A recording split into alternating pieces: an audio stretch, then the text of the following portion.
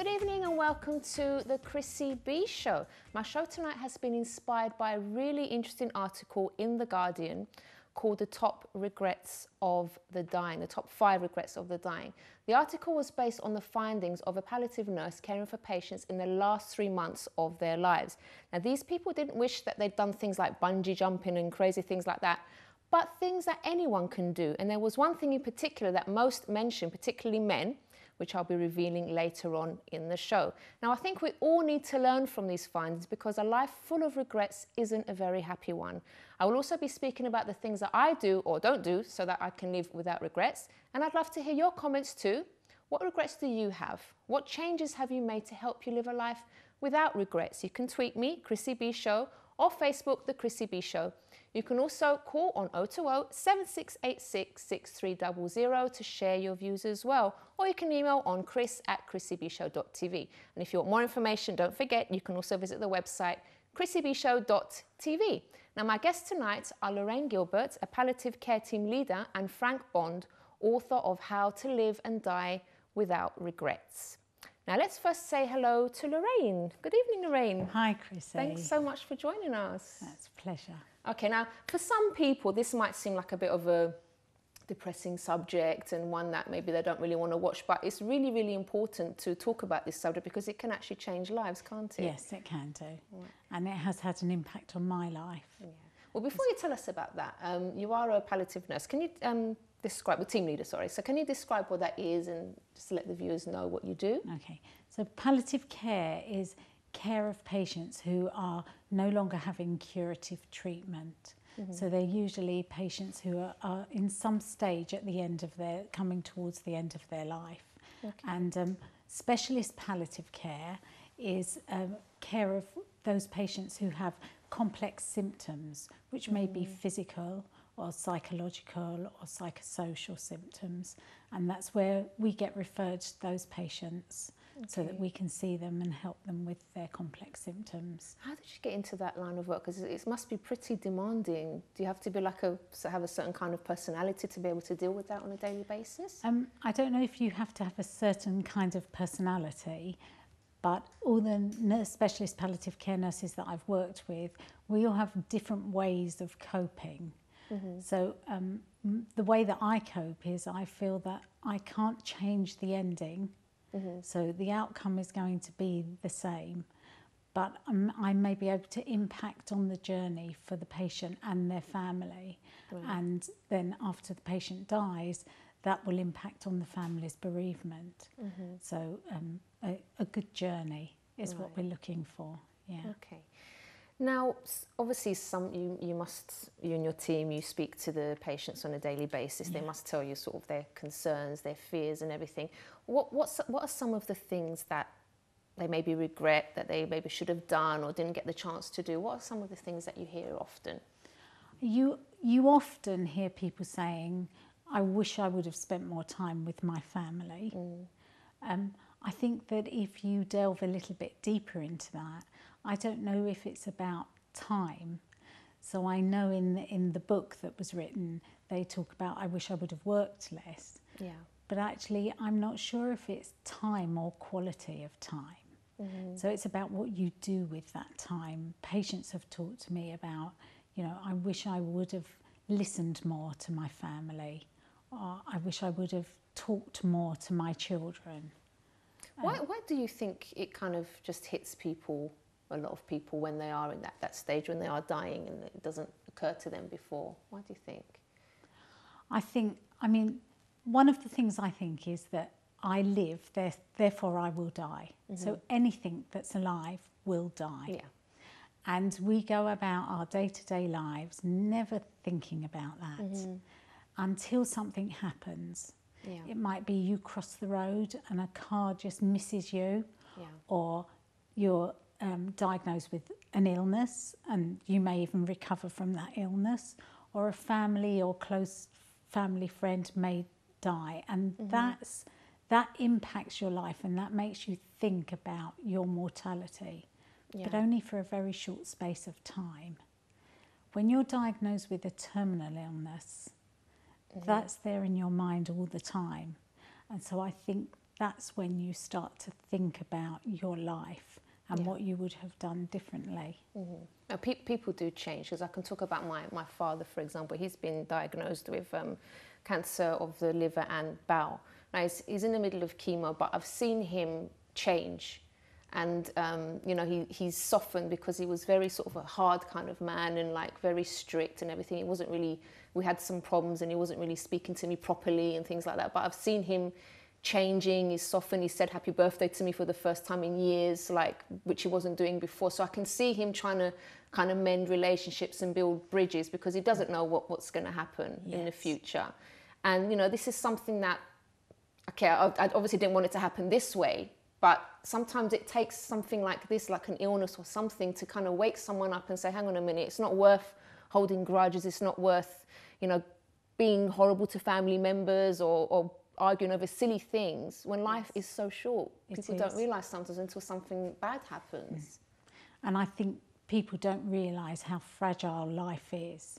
So it's like I say, you just go about your day-to-day life not thinking about that until something happens. But a diagnosis that makes you think about the end of your life will make you think about these things all the time.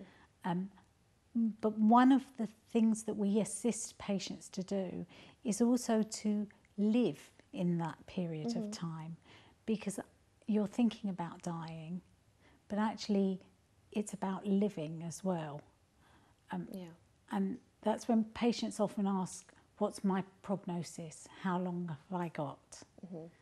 And it's something that some people ask, and actually they don't really want to know.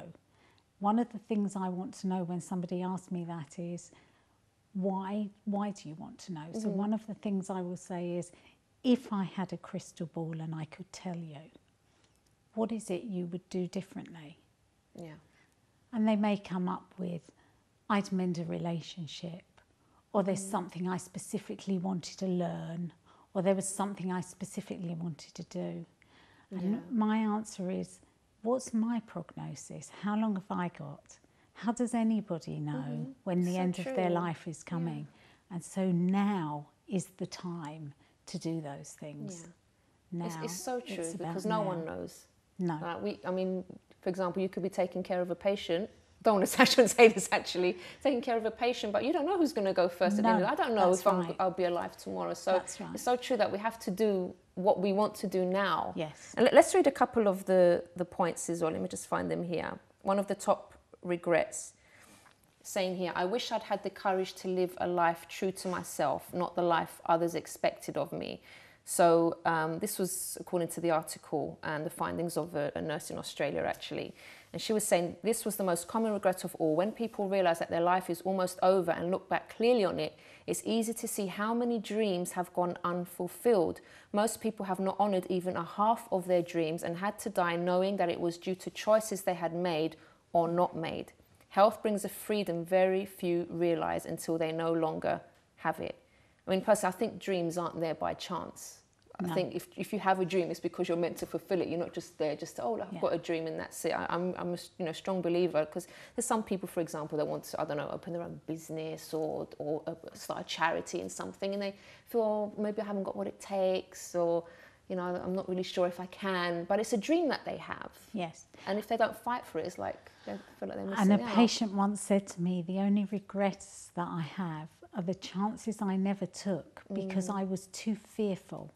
So opportunities presented themselves, but I was frightened. What if I take this chance? I'm going to risk everything. But at the end of his life, he said to me, how do I know that that wouldn't have been a better choice now? Never miss those opportunities. And that has made me change my life.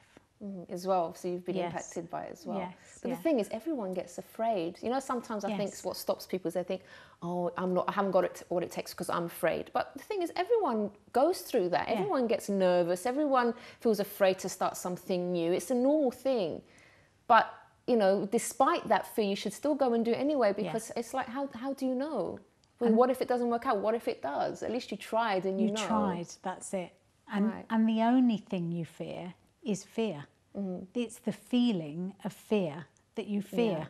once you actually embark on something, it vanishes, doesn't it? It vanishes, it goes. Yeah. Right. What about you? How has it impacted your life working with all these patients? What other changes have you made in your own life?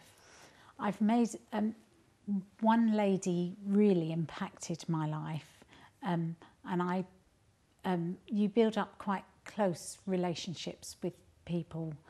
We call them therapeutic relationships, and she was dying, and she said to me, "It's forgiveness is the key, Lorraine." And I need to elaborate on that. I need to tell you what I mean. What I mean is, it's not just about forgiving somebody by either telling them you forgive them or allowing them back into your life again. It's really truly feeling it in your heart, because once you do, you let go of the bitterness, and it's the bitterness that drags you down. And I've really tried in my life to follow that pathway and to truly forgive.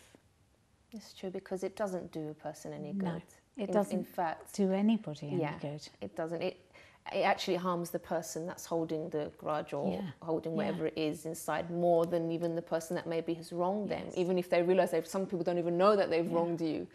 But it does, I think it even causes sickness, doesn't it? I saw a report once that it can cause heart disease because of all the bitterness and everything, the stress. It's stress, isn't it? And it's exhausting to feel that bitter about something. You are free when you let go of something. It's like you're on another level, right? Yeah. It's amazing. It's such a good thing to live by. I love that.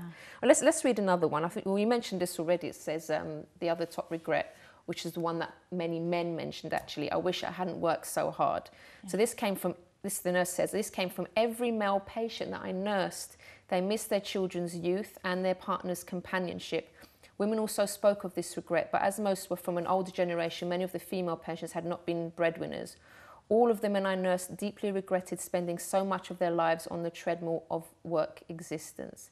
Now, this is something I feel quite strongly about. I mean, I'm all for working hard and, fulfilling your dreams and going for what you want and everything. But at the same time, I know of people that they're separated, they're living in different countries, for example, they never see their kids or hardly ever see their kids, maybe just on weekends because of all the work.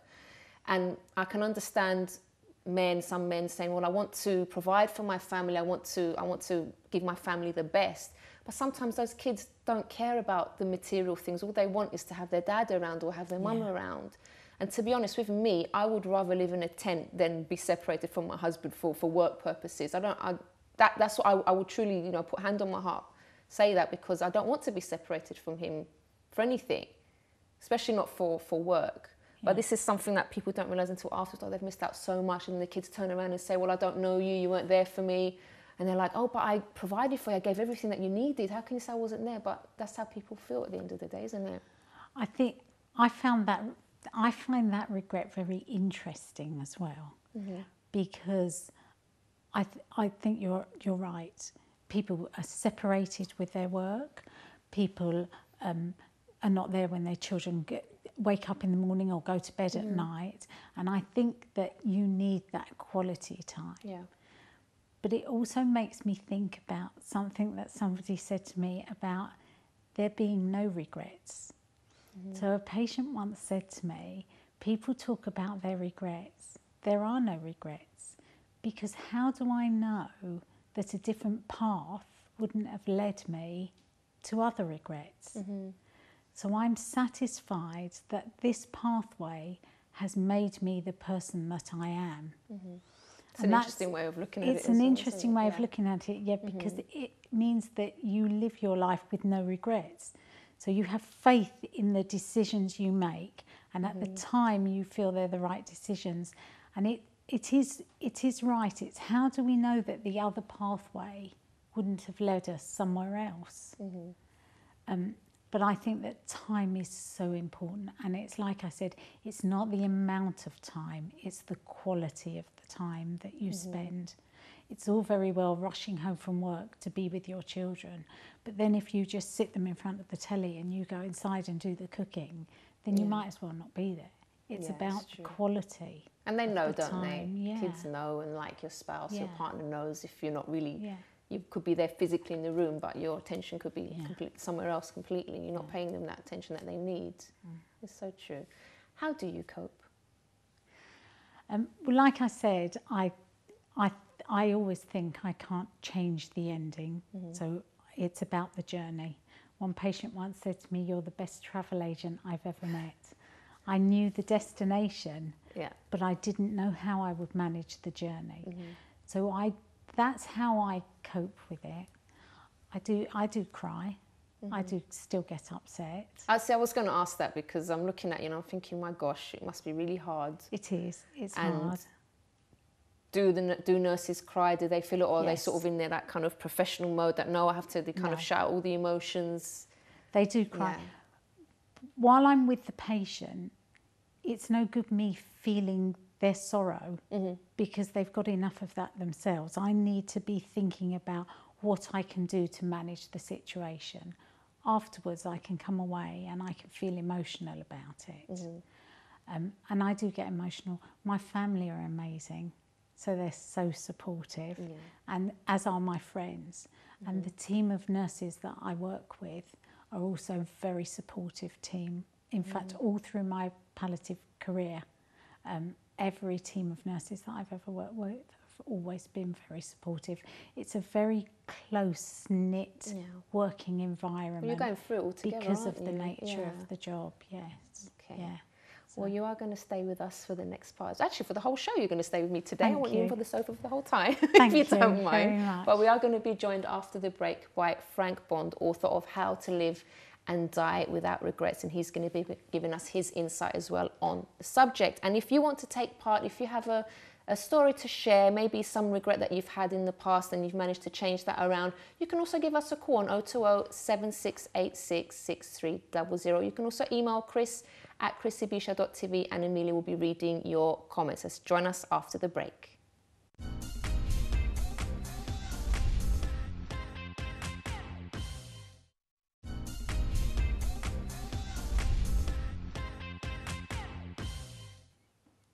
Welcome back to the Chrissy B Show, where we're speaking about the top regrets of the dying, with a view of actually learning and making some vital changes in our own lives today as well, as soon as possible now. We've been saying make the changes right now. So let's go to this video, and this is a clip from the film The Bucket List about two friends that are both dying, and you know, they're trying to make a list of things that they want to do before they die. So let's take a look.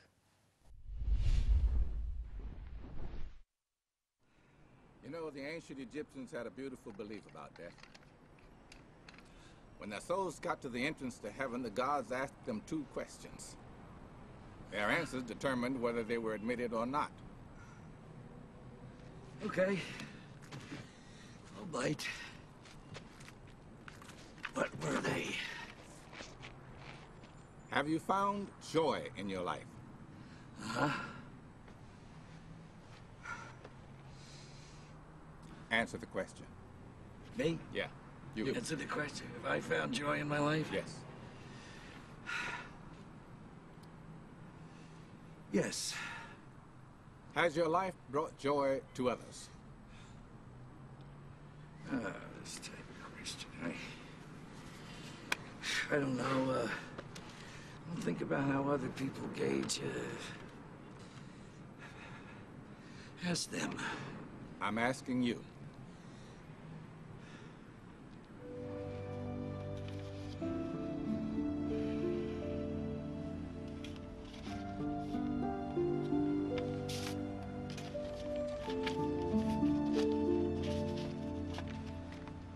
Dear Edward, I've gone back and forth the last few days trying to decide whether or not I should even write this. In the end, I realized I would regret it if I didn't, so here goes. I know the last time we saw each other, we weren't exactly hitting the sweetest notes. Certainly wasn't the way I wanted the trip to end.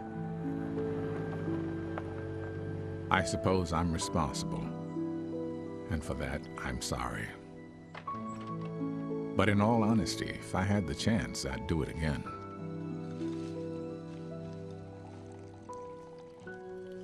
Virginia said I left a stranger and came back a husband. I owe that to you. There's no way I can repay you for all you've done for me. So rather than try, I'm just going to ask you to do something else for me. Find the joy in your life. Find the joy in your life, Edward.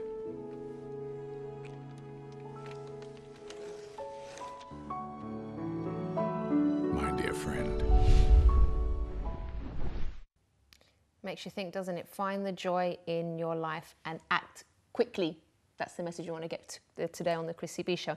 Now, my next guest, as we said before the break, is Frank Bond, and he's the author of How to Live and Die Without Regrets. Good evening, Frank, and thanks so much for joining us. Thank you. So how are you today? Fine.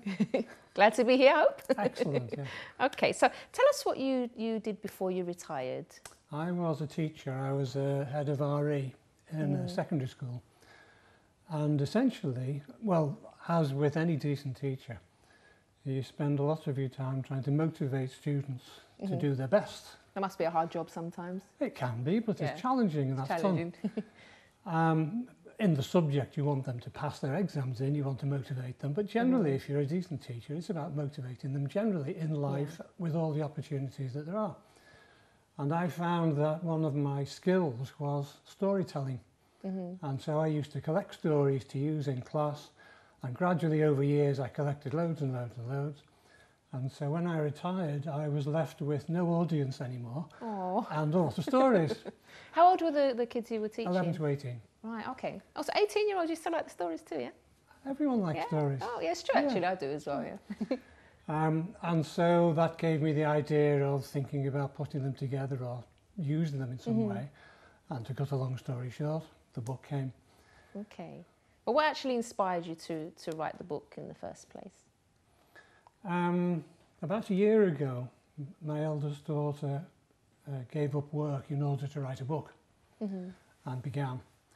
And I thought, And then almost at the same time, I saw two articles about an American guy called John Locke, who had become the first non-author to write a book and sell a million ebooks. Yeah. And I thought, oh, that's interesting. And that sparked the idea of writing it, and so I did. And then the book exists. Okay. But why the actual topic then? Why did you decide to write about living a life?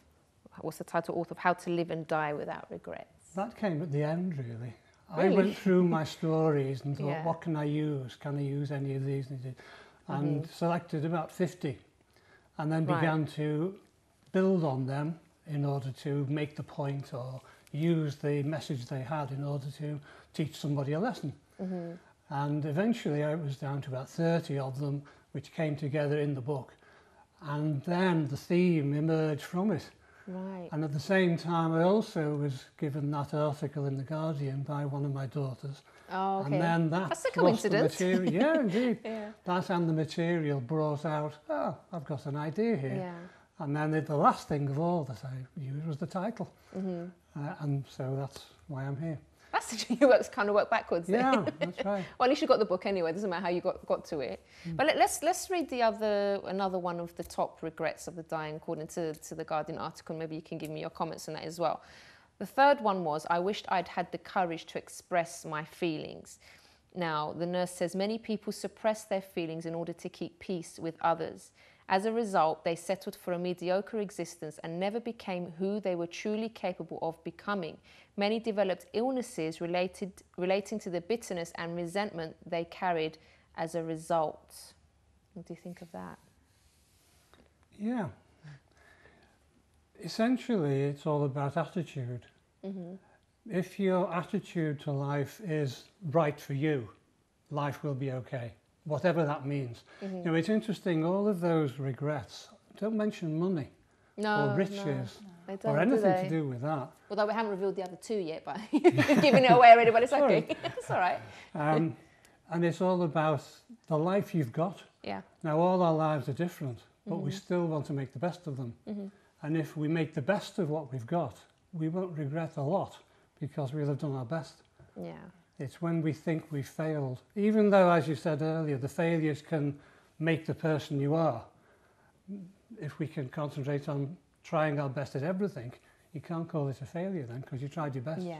It's true. I mean, as well here, like people that, I can think of one particular group of people that maybe don't have the courage to express their feelings. It could be like children not wanting to disappoint parents. So, you know, sometimes you get those parents that say, oh, you know, my son, I want him to be a lawyer, or I want my daughter to carry on the family business. And it's not what the child wants to do, but the child, you know, the son, daughter not wanting to hurt the parents will go along with that. Or maybe they're too afraid to say, look, mum, actually, dad, I'm not interested in the family business. I'm not interested in doing this. I know all the family are doctors, but I don't want to be a doctor. So they live their life, and they maybe become something that they never wanted to be in the first place. And then they're not very good at it because that's not what their dream was, but they were too afraid to express their feelings. And I think that's a really sad thing. I think parents really would rather... It's important in your life to be true to yourself and to be who you are.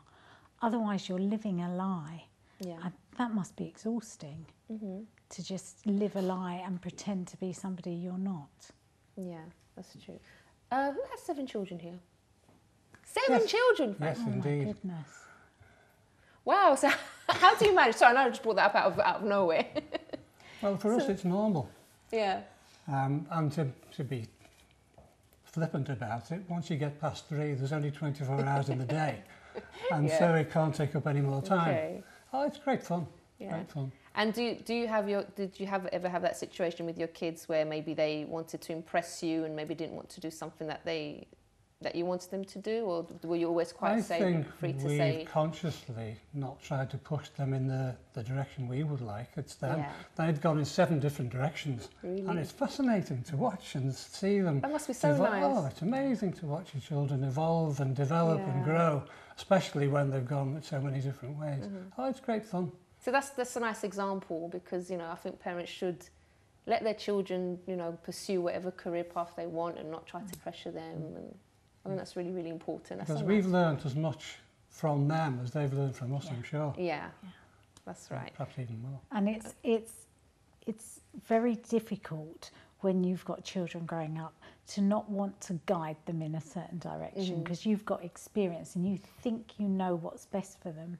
But it's not our lessons, they're their lessons. We've lived our life and it's their life and it's their lessons.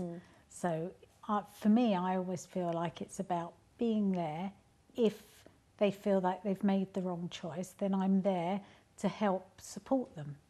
But they're their choices. Yeah. And let me just touch on a regret that I had. Now, when I was a teenager, I really treated my parents terribly. I got to a certain stage where I was depressed as well. I did develop depression, and I just treated them like awful. So I would scream at them. I wouldn't swear, but I would scream. I would be very, very disrespectful. Wouldn't appreciate them. It's like they did so much for me. And like when I got my first job, I didn't give them a penny, even though I was living under the same. Like, I say these things, and I was like, I can't believe how awful I was.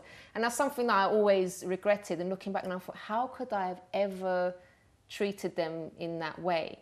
And it's like now, sort of, I was thinking now, if I was living back home, now they're in Cyprus, I don't hardly get to see them anymore, though I call. But it's like there was times that I wish I could turn back the clock, but I can't do that. And I think it's important also to say that as well, that if you have done things that you regret, some things you can't change, you can't make up for them. And I've apologised to them. My mum, you know, said it was never an issue with her. She forgave me and everything. But I still wanted to make amends somehow. But there's times that you can't, and you can't keep beating yourself up and you know, because people change. I changed. I'm not the same person that I was back then. I've matured. I've changed. I'm quite the opposite of what I used to be. So I think it's important as well for people not to, you know, have grudges against themselves and to forgive themselves. It's really important, isn't it? The past is the past. Yeah. And you have to leave it. And it's difficult, and obviously you'll always remember things, but you mustn't let them dominate your life. You've got to move on. Exactly. And it moulds who you are, doesn't it? Yeah. It's you know, they're your lessons. So I don't believe in mistakes. I don't believe that you make any mistakes. I believe that you have lessons and you learn those lessons. I don't ever think of them as mistakes. They're part of who you are and you've learnt from them. I do. I do think like I see them as mistakes for myself personally, because I mean there are certain ways of behaving Yeah. And you know, like, some things are just wrong and some things are right. Like, I think disrespecting my parents was a wrong thing to do.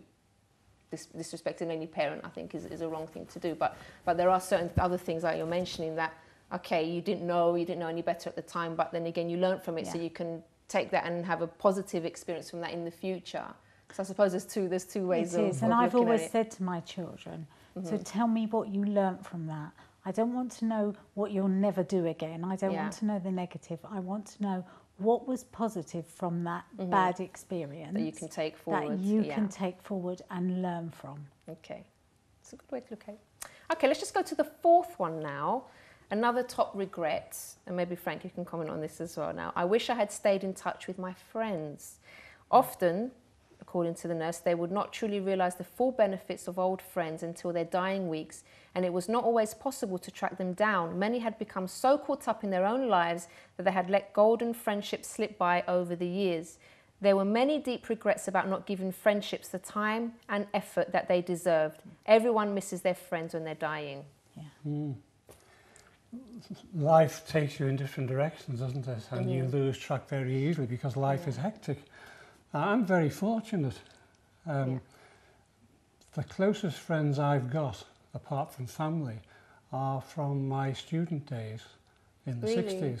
Wow. And we still see a lot of each other. Oh, that's nice. Yeah. I'll be at lunch next week with perhaps 25 people out of my year at college. And that happens regularly. Oh, that must be a laugh getting together with it. It is, yeah. But it's gone on all. It's not just we've come back recently, although since we retired, we've tended to see more of each other. But we've been in touch all that time. So I'm lucky in the sense that I've never lost track of, well, some people certainly, but not of the core friends that I've had most of my life. Yeah. So I'm very lucky. That's really good. To start in touch with good friends. Amelia, let's have a couple of emails as well. Just before I read out these emails, if any of you viewers have a comment or your own experiences, why not send us an email on chris@chrissybshow.tv. We have here a comment from one of our viewers, and he shares, I'm in my 60s and I wish I hadn't worked so hard. I was always working and never made time for my children or for my wife. My children are all married now and have their own families. And my wife recently passed away. I feel very much alone. It's really sad. Okay. So, regrets there. So now, well, I guess he's probably feeling that very distant from his children if he was working all that time, and now he's realised because his wife's no longer around. What advice would you both give to him? Just before we go to the break. Seize the moment. Yeah, I agree entirely. Talk to his children. In 1940, Churchill became Prime Minister and he was 66 and his best days were ahead of him. Yeah. Now I'm that age now and I want to think the same thing about my life. It's true though. Now whatever the past has been, you can change it. You can change the future. It hasn't happened yet, so it's up to you what you do with it. Now that sounds tough, and it can be tough because not everyone has an easy life. But if you don't face it, it won't get better. I truly believe as well it's never too late. You can try something, to do something new, to speak to someone to make amends with someone. At least you can try. So if you leave it, sort of you think, oh, I've wasted it. It's all over now. It's only over when you die, really. Things that you can do in this world, at least. It's only over when you die. So while there's life, I still think there is hope. But we do have to go to a break, unfortunately. You're both going to stay with me till after the break, right? We're going to read, I think we've got one more left of one of the top regrets of the dying. We're going to discuss that one. And we've got a few other goodies as well for you. So join us after this.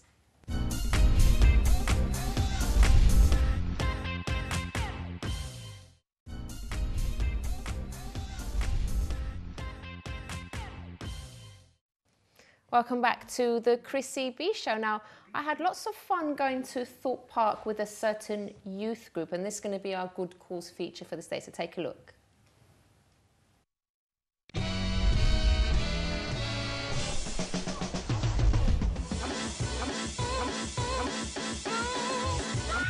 Hi everyone, today we've been invited to go to Thorpe Park with a youth group called the VYG Victory Youth Group. Now they're a noisy bunch. This youth group is based all over England and we're going to have a really fun time, aren't we, Excel? Oh, yes, we are. I'm looking forward to it. So let's hear them make some noise.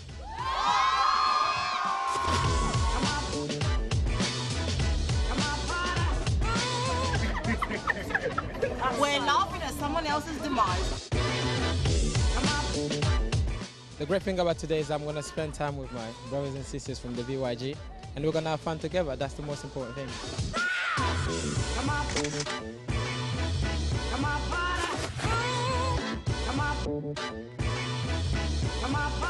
Maybe a few people throwing up, but I'm with my VYG family, so I'm sure we're going to have a great time. Can anyone join? Anyone can join, between 14 to 25. I'm over 25. Is it okay to still come along? Yeah, I guess so. Oh my gosh! So Romeo, you finally made it? Yes. So you ran all the way here, right? No.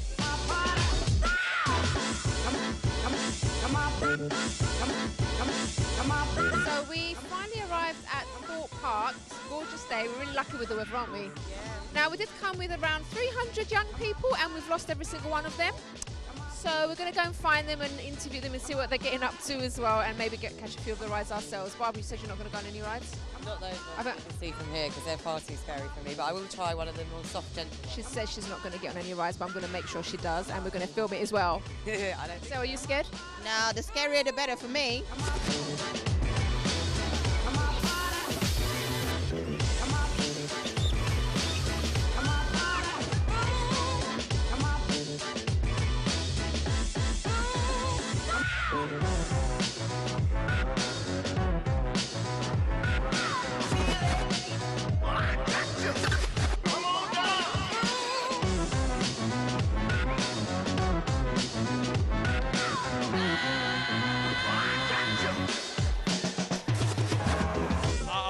My heart was here, my body was there. Oh,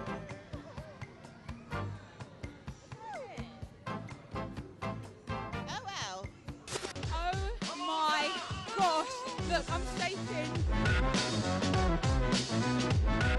If you're not a part of the VYG, you're missing out big time because it was a massive experience. It was great. Ain't that right, guys? Yes, yeah. I was there. Brilliant. Really? Was it? Yeah. And how do you find doing the dancing and the singing? Does it make you sort of like enjoy the group? Or what's your favourite part of the group? My favourite part is just being with everyone and like showing what I've got basically, yeah. I'm here with Pastor Miguel, that is the leader of this VYG youth group in the whole of the UK. So how do you manage to get such a large crowd of youth together, so friendly, so well behaved? Well, whenever we are together, it's like a family. There's always something positive about us that binds us together.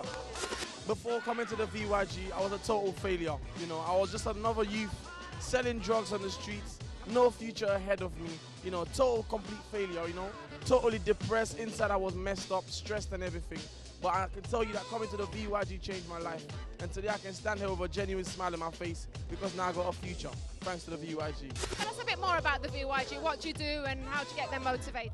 It's a way to get young people to change their lives, right? Because most young people we see today, they have a lot of problems, a lot of issues, home, family problems, anger problems, abuse.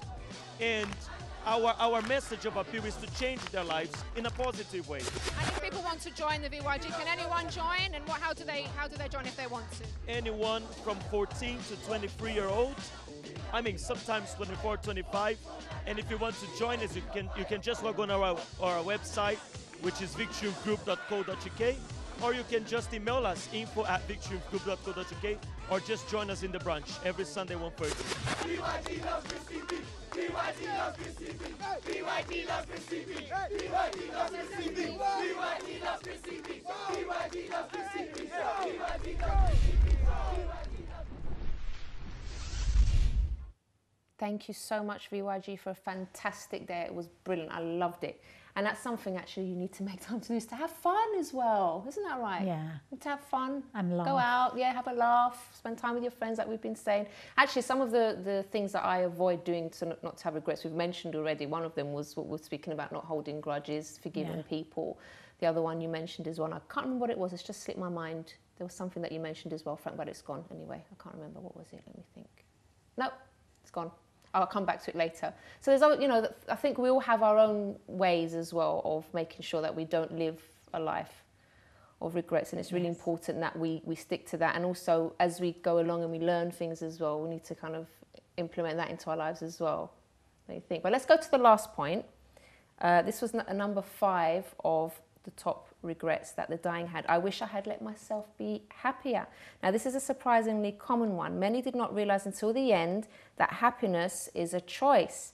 They had stayed stuck in old patterns and habits. The so-called comfort of familiarity overflowed into their emotions as well as their physical lives. Fear of change, which is what we were speaking about earlier, had them pretending to others and to themselves that they were content, but deep within they longed to laugh properly and have silliness in their life again.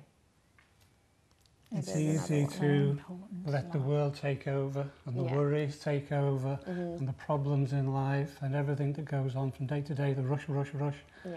And if you don't stop and sit back and think, then you'll lose it. It's so important to laugh. And again, to laugh with friends as well, to laugh with your friends and your family. I've always found that fascinating, really, about, you know, anything that happens to us that's negative or sad, we tend to carry with us for the rest of our lives. But the happy things we leave behind. They're the things that we should take with us. All of that to lighten our lives. It's so important. Okay, Amelia, have we got anything else from our viewers there? Yes, one of our viewers, Abrima76, she tweets, "Whatever the past was, you have control over the future. You have the power to change. Don't live a life of regrets." We agree. And I remember the other thing, actually, I didn't remember, it's written down here. You mentioned it, Frank, was about doing your best in everything. That's also something that I try to live by. So we're not just talking about work or anything, it's to do your best with your family as well. And one thing I always try to do is to make sure I spend quality time with my husband. We both have very, very busy schedules. But, you know, once a week, as I've mentioned on this show, we make sure we have a date somewhere, even if it's just for a coffee. So we've got that quality time when we talk. So that's really, really important as well. It is very important. And when you do that, you inspire others as well. Yeah. So these little changes you make will inspire other people. That's right. Sorry. When our 7 children were smaller and life was rather hectic, to say the least, my wife and I used to sit down at about midnight to get some time together. And it was that, getting on for midnight, it was that late before it was quiet. And then we But you made the time, that's the important thing. Otherwise we'd never have spoken to each other. Oh, with 7 kids, I'm not surprised, but never mind. Okay, well, let's go to our What Would Chrissy Do section now. And this is the part where a viewer emails in, or maybe we record someone as well, and they tell us about a little dilemma they're going through. So Amelia's going to read what we have here. Okay, our viewer is going to be helped today. She asked Chris today, "Hi Chrissy, I really like a colleague of mine and I think he likes me too. We have loads in common and I feel so comfortable around him. I've already checked and he's definitely single. I want to tell him how I feel, but would it be awkward at work if we get together and then things don't work out? Chrissy, what would you do?" Okay, now I have been in this situation, but not with a work colleague, with someone at my university. So I personally, what I would do is I would go for it. Now, why am I saying that? This could be the love of your life and you don't know, right? And if you don't try, you're always going to be wondering. And like I said, I had this situation. I liked someone at uni and I was really, we started off as friends actually. And we were probably friends for about 1.5 years or something like that. And I really liked his personality. It wasn't my type as such, but I started to develop feelings for him. So I just went and simply told him, "Look, I like you." I didn't ask him out or anything, but I just said, "I like you. You know, we get along and everything." And I just wanted to let him know how I felt. And he basically said to me, "Well, I've never seen you in that way." So you can imagine how I was quite embarrassed, because he basically turned me down. And he said, "Oh, I'm sorry, but I just see you as a friend." It was fine, okay, I moved on and everything. I kind of forgot about it. It was just a couple of weeks, but I'd already said, okay, I tried. At least I tried. At least I know that, you know, it's something that's not going to work out. And I just moved on. And then 2 weeks later, he comes back to me and he says, "Well, actually, I've been thinking about you and I'd like to give it a try." So the thing is, maybe you will tell your work colleague, and even if he kind of says, I don't like you in that way, you might actually just kind of plant the idea in his head, because that's what happened to me. And today I'm happily married to the guy that I told that I liked. So, you know, it worked out for me. So I know you kind of think, oh, maybe it's going to be so embarrassing if I tell him and it doesn't work out. But first of all, like I said, you need to be mature. You're adults. If you're working, you're adults, so you can get over things like that. And you don't have to tell everyone in your workplace. Even if you do, for example, start going out together and it doesn't work out, maybe do it as a secret first of all. Don't let everyone in your office know, so that you don't have to deal with that as well.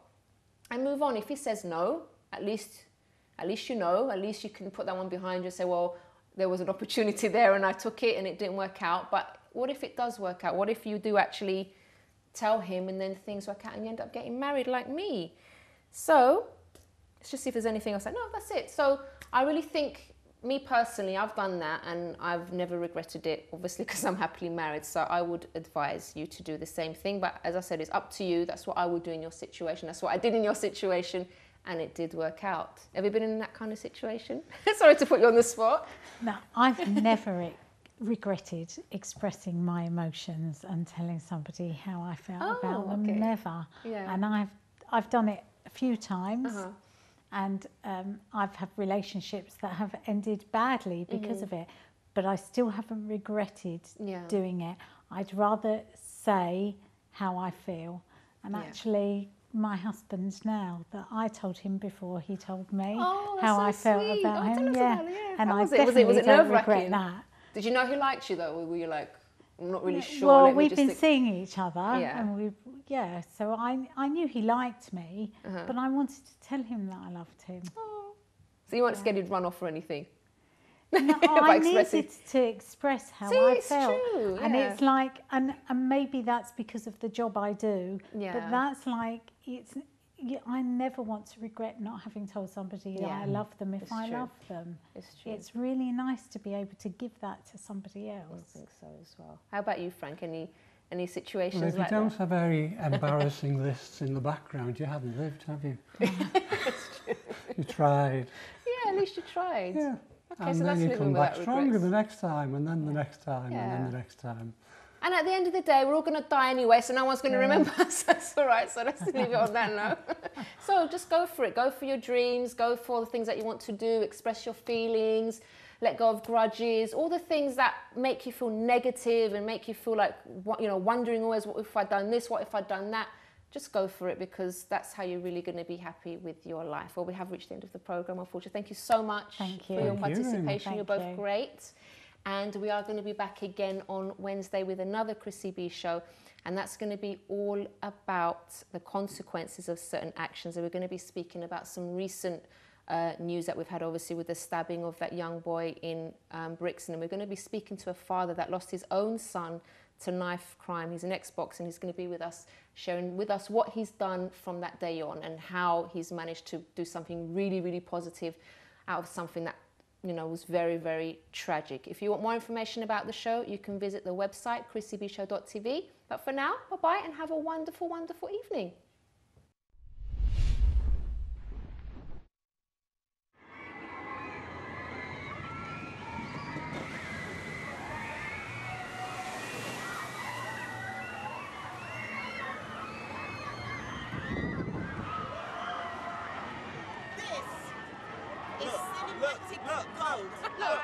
Oh my God.